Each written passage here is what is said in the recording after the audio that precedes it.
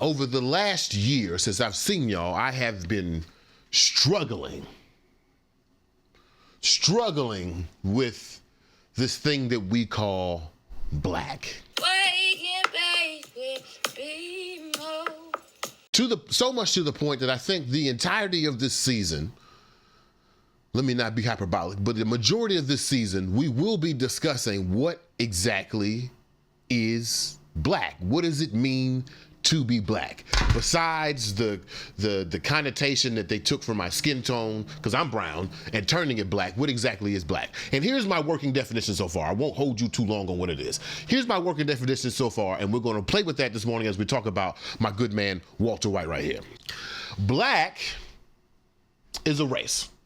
And I saw a video a long time ago that says we do a disservice by calling race a social construct. Race is not a social construct. You know what's a social construct? A handshake.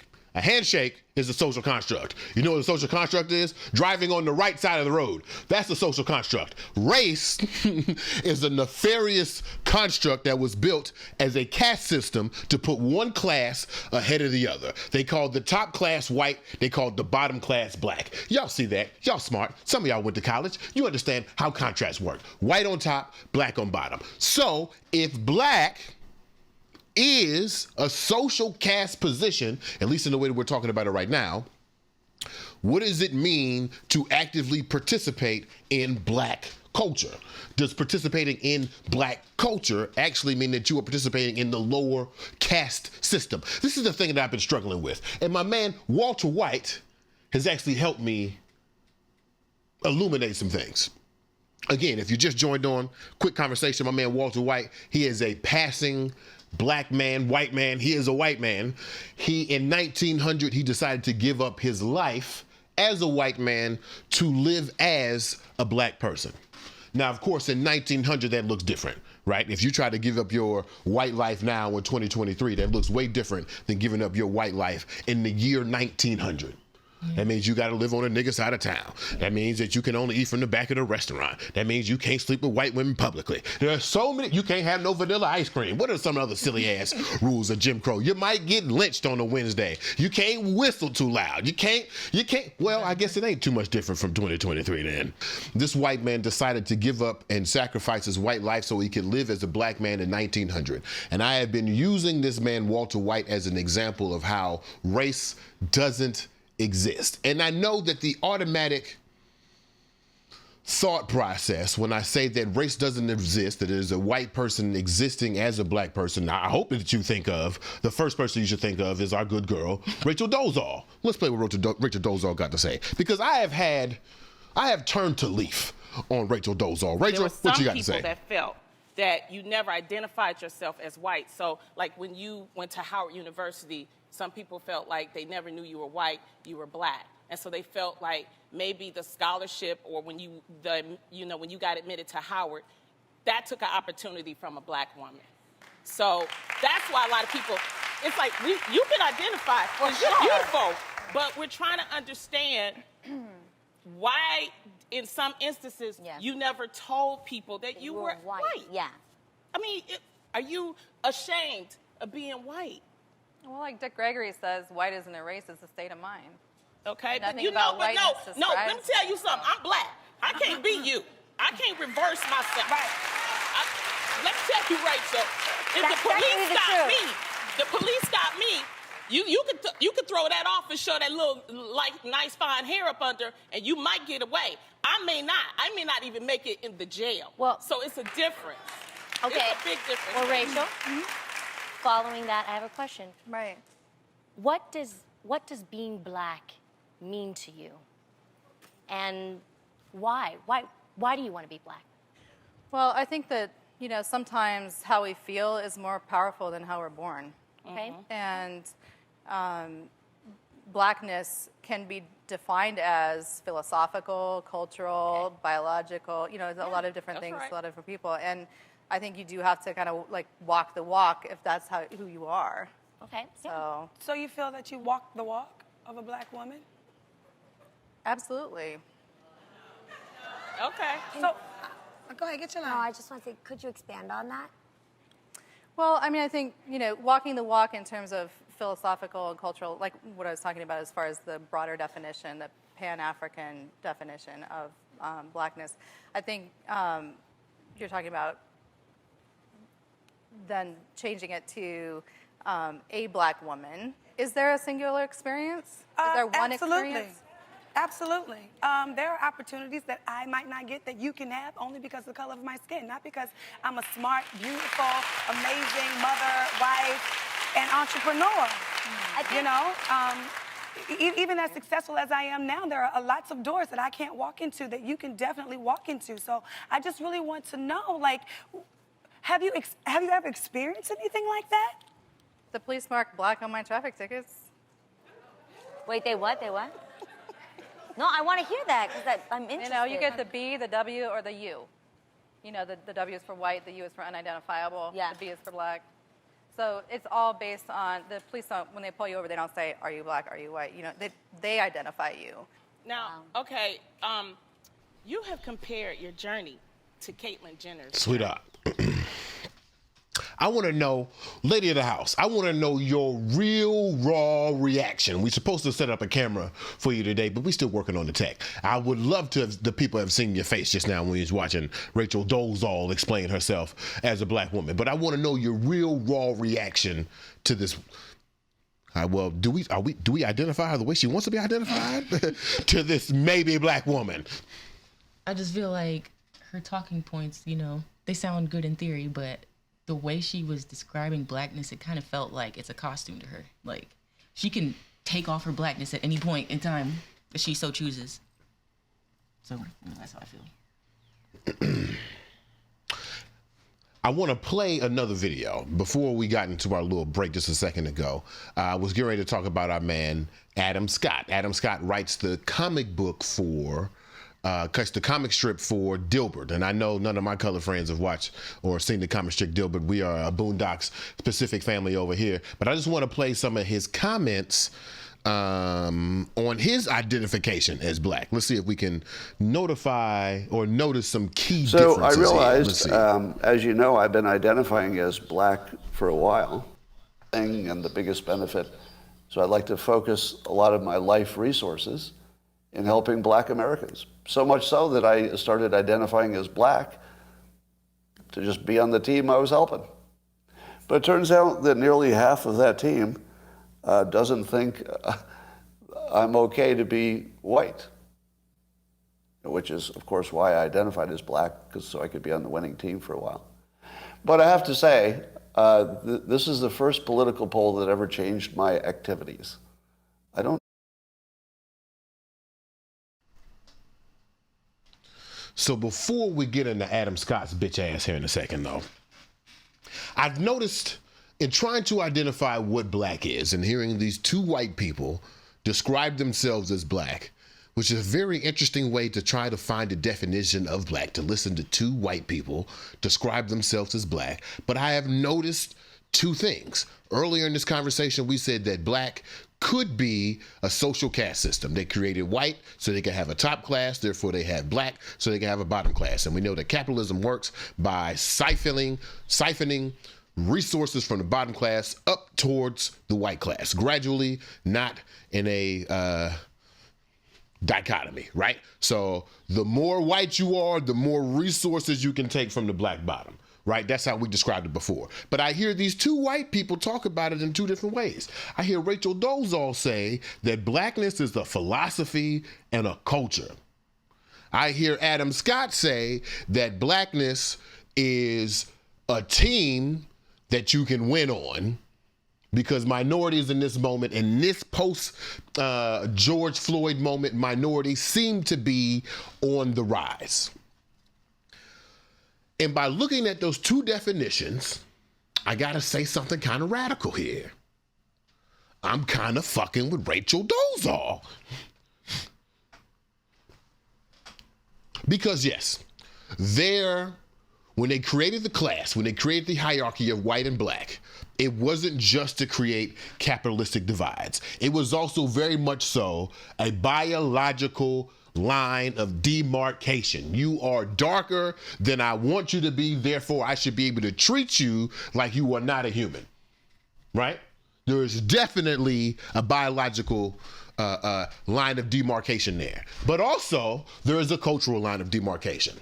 There's a philosophical line of demarcation. We know that the enslaved Africans who sat on plantations from 1619 to 1865, or if you want to be real deep, I heard there was a nigga who was a slave in 1996 in Alabama. From 1619 to 1996, niggas from enslaved Africans from East Africa have a different philosophical and cultural mindset as the westernized American. Is that true? I remember I heard there was a YouTube creator I was watching a little while ago. Her name was Nima Tang. Nima Tang comes from Tanzania. She said when she first immigrated to the United States as a teenager, the first thing that blew her mind is that women identified beauty as what you put on your face instead of the quality of person that you are.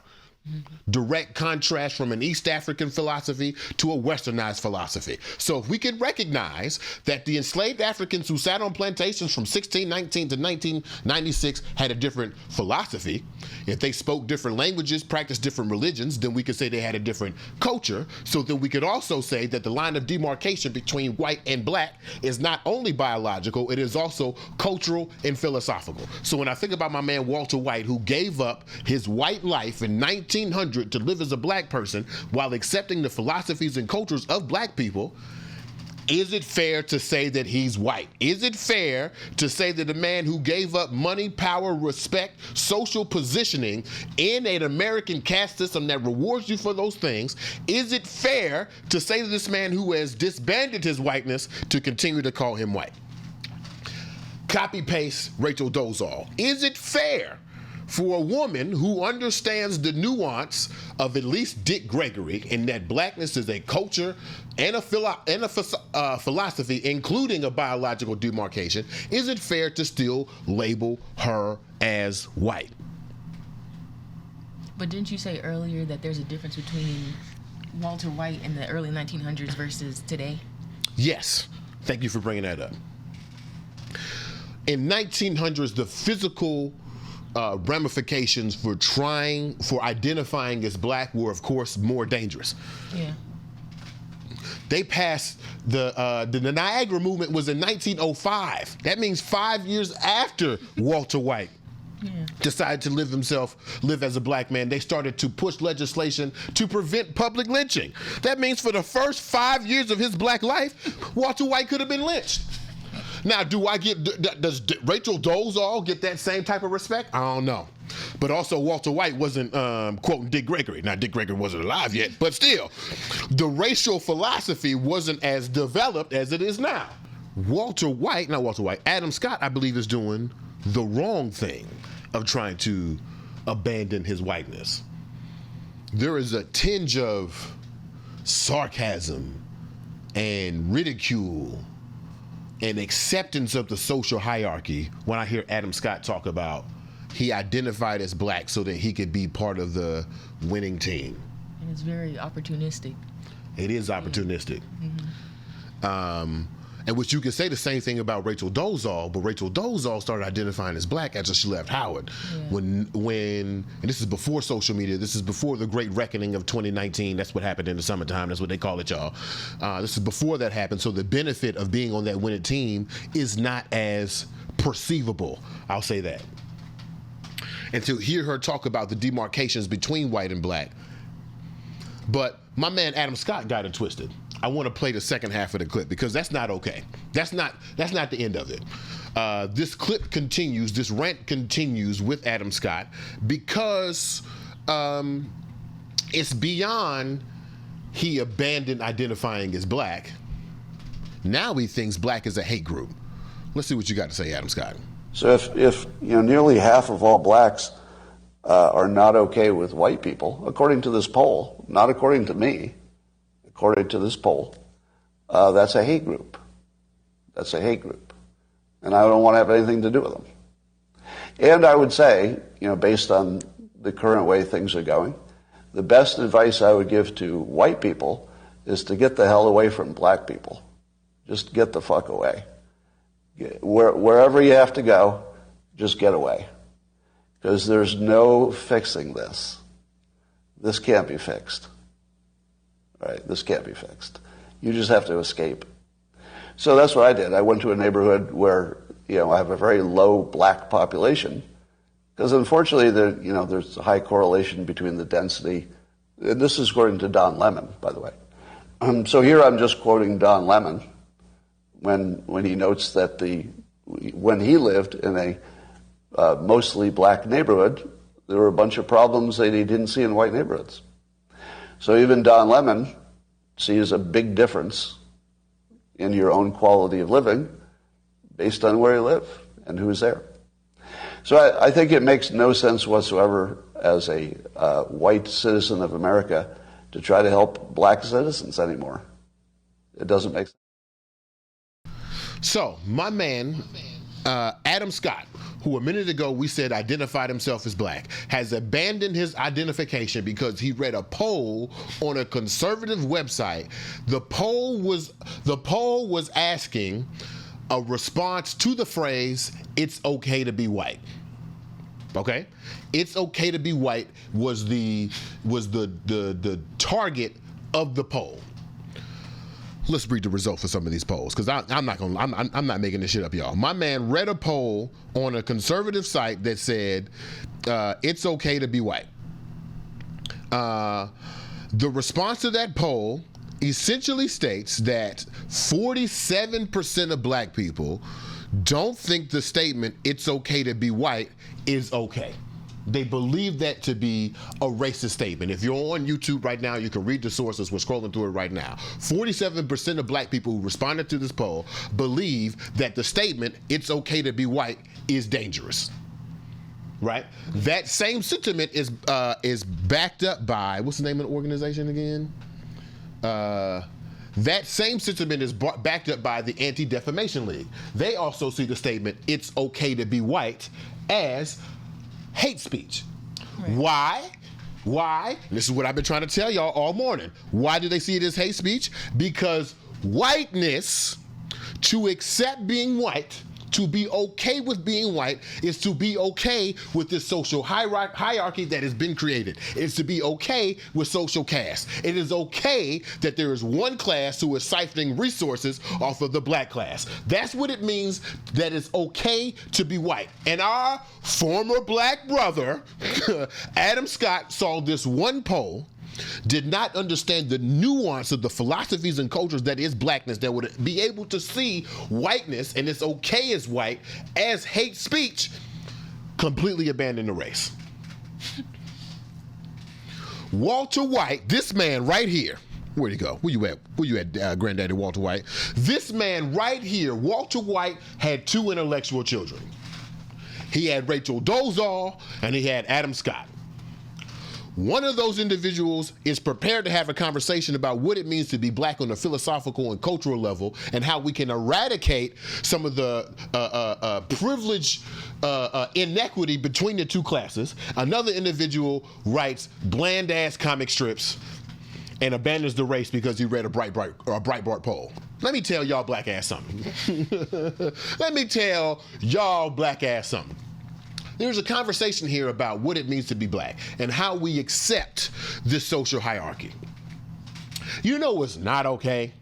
You know what's not okay? Even as we are here questioning the race, I bet not see not one of y'all black folks out here try to abandon the race.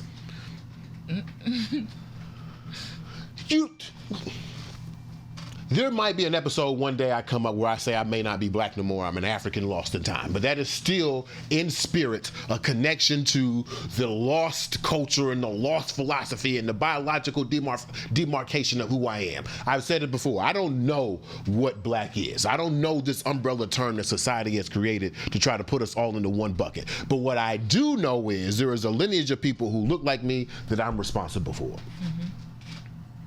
And that responsibility is a result of that demarcation, not a perpetuation of that demarcation.